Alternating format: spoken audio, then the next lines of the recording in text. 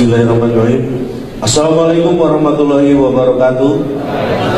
Selamat malam, salam sejahtera. Saya Cak Lontong, salam lembar.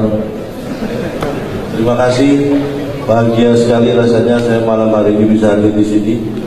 Walaupun sebenarnya di saat yang bersamaan ini ada acara di Kementerian Kesehatan, tapi saya memilih hadir di Charlton untuk Annual Report Award 2014. Mohon ini tidak perlu tepuk tangan, saya tidak hadir di sana karena memang tidak diundang. Saya hanya menyampaikan informasi di sana ada acara juga. Pak Mulyaman, luar biasa Pak. Beliau ini menganggap saya seperti saudara sendiri. Tadi ketemu beliau di depan, selamat malam Pak Mulyaman. Saudara siapa ya? Sudah menganggap saya saudara. Kalau hari-hari biasa itu menghadap Pak Mulyaman itu waktunya susah sekali, jauh sibuk. Tapi alhamdulillah dan saya bersyukur karena malam hari ini justru Bapak Mulyaman yang menghadap saya. Terima kasih Pak. Maksudnya beliau duduknya menghadap saya. Kalau Pak Tito punya kedekatan emosional dengan saya. Makanya beliau kalau dekat dengan saya itu bawahnya pengen emosi terus. Terima kasih Mas. Ini hanya bercanda karena sebenarnya saya ini stres. Saya disuruh stand up dengan tema, makanya saya bawa ini supaya saya tidak salah. Akuntabilitas dan transparansi informasi untuk memenangkan persaingan bisnis dalam era integrasi ekonomi ASEAN.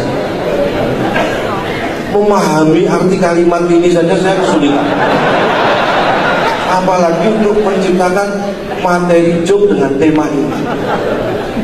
Saya berusaha, semalam saya nggak sempat tidur. Saya berusaha mencari semampu saya. Tetapi menurut saya, pemahaman saya intinya, kita harus ingat dengan apa yang dilakukan oleh PT Kereta Api dengan filosofi gerbong. Untuk melaksanakan tema kita ini, kita butuh peran eksekutif. Maksudnya apa? Biasanya gerbong ekonomi dan bisnis itu berjalan bersama. Nah, gerbong eksekutif ini biasanya hanya menggandeng gerbong restorasi. Filosofi ini yang kita lakukan.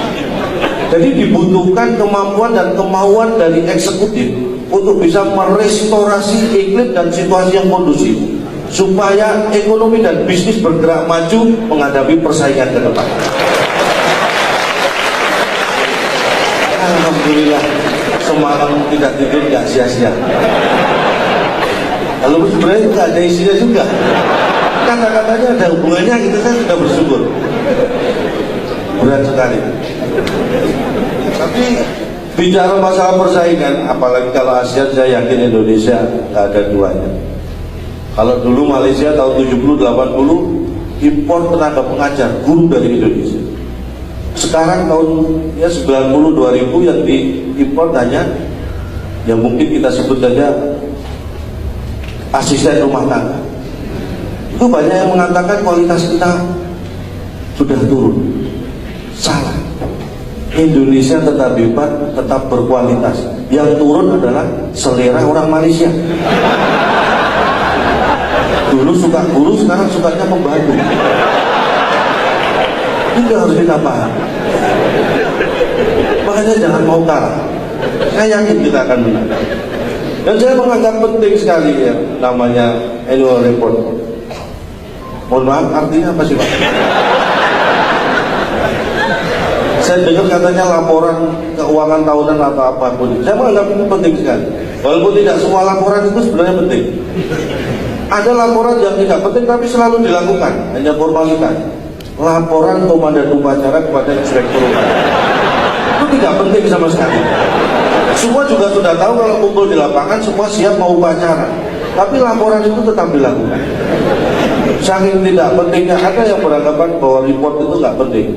Sampai mungkin presiden kita keempat, Republik Indonesia keempat, selalu mengatakan gitu aja kok report. Saking nggak pentingnya report.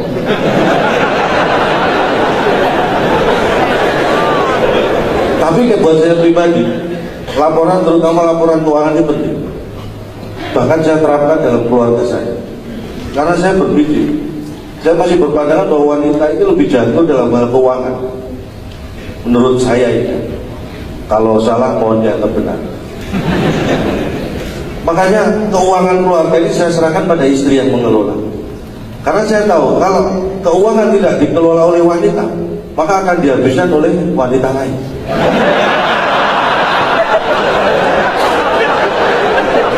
Makanya saya anggap penting.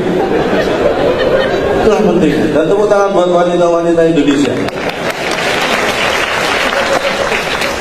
Karena itu, ini himbauan saya kepada kaum laki-laki, terutama pada diri saya sendiri. Karena prinsipnya, kaum pria itu kalau sering keluar malam, itu semakin banyak menghabiskan uang. Nah, wanita semakin sering keluar malam, itu semakin berpeluang menghasilkan uang. Ini khususnya wanita yang sudah go publik ya. Saya nggak tahu apakah ini tercatat di Bursa Efek, Pak. Tapi itulah pentingnya. Makanya saya kemana-mana selalu saya simpan foto istri saya di dompet. Setiap ada masalah pekerjaan saya buka dompet dan istri, wah masalah terasa ringan. Karena masalah terberat ya itu foto itu.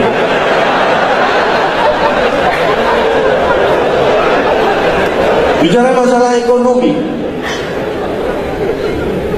saya selalu berkutat dengan masalah ekonomi dari dulu. Karena saya secara ekonomi bermasalah terus. Sampai dulu saya mau kuliah, akhirnya saya kuliah di Udayana. Orang tua saya bilang, Udayana nggak usah kuliah, nggak ada kuliah. Jadi kalau ekonomi saya sering mengajak diskusi ya ekonom, pelaku bisnis. Kayak Pak Renal Kasali, Pak Irmawan Kertajaya itu sering saya ajak diskusi. Cuma beliau-beliau nggak mau. Saya pegang betul pasal 33 Undang-Undang Dasar 1945 bahwa bumi, air, dan kekayaan alam yang terkandung di dalamnya dipergunakan, dikuasai oleh negara dan dipergunakan untuk sebesar-besarnya kemakmuran rakyat. Saya pegang itu, walaupun kenyataannya kekayaan dan sumber daya mineral kita ini banyak dikuasai asing. Emas, tembaga itu dikuasai asing. Karena apa? Karena pola pikir kita sendiri. Kenapa sumber mineral kita sampai dikuasai asing dan kita tidak bisa berbuat apa-apa? Karena pola pikir kita sudah menganggap bahwa itu sudah tidak asing lagi. Makanya kita membiarkan. Jadi mulai sekarang kita anggap itu hal yang asing dan supaya kita berjuang. Berat ya. Karena Gus dulu kalau kita ikut lagunya Gus ya, bukan lautan hanya kolam susu. Lagunya gimana?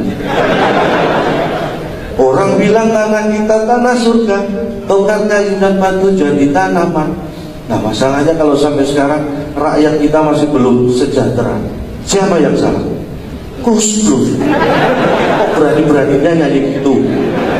Ini yang berani. Makanya kita harus mewujudkan bersama. Dan saya yakin, karena saya lihat kemiskinan ini mulai menurun. Saya survei sendiri di lingkungan saya. Kemiskinan menurun. Dari dulu kakeknya miskin, bapaknya, sekarang anaknya, cucunya turun.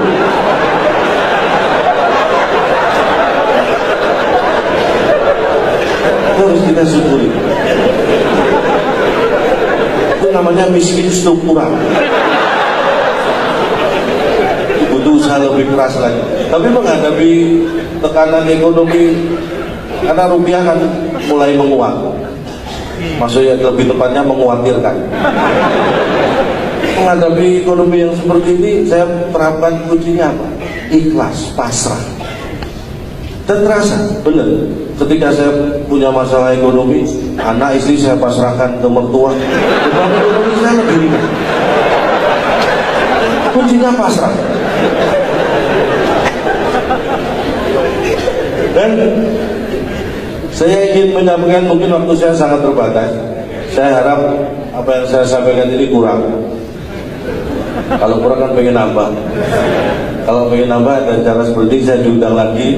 Tapi dengan catatan tolong temanya jangan berat-berat Pak.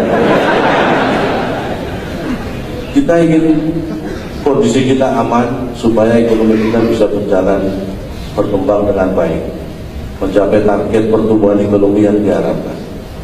Tapi kadang-kadang kalau saya melihat, kadang-kadang anak kecil itu bakatnya kelihatan mulai kecil. Saya lihat amati tetangga saya, anaknya yang pertama suka nyatet, pemasukan itu dicatat, wah ini gedenya pasti jadi akuntan. Yang nomor 2 itu sukanya perang-perangan, wah pasti jadi tentara. Kalau yang ketiga ini kayaknya jadi polisi, minta uang jajan.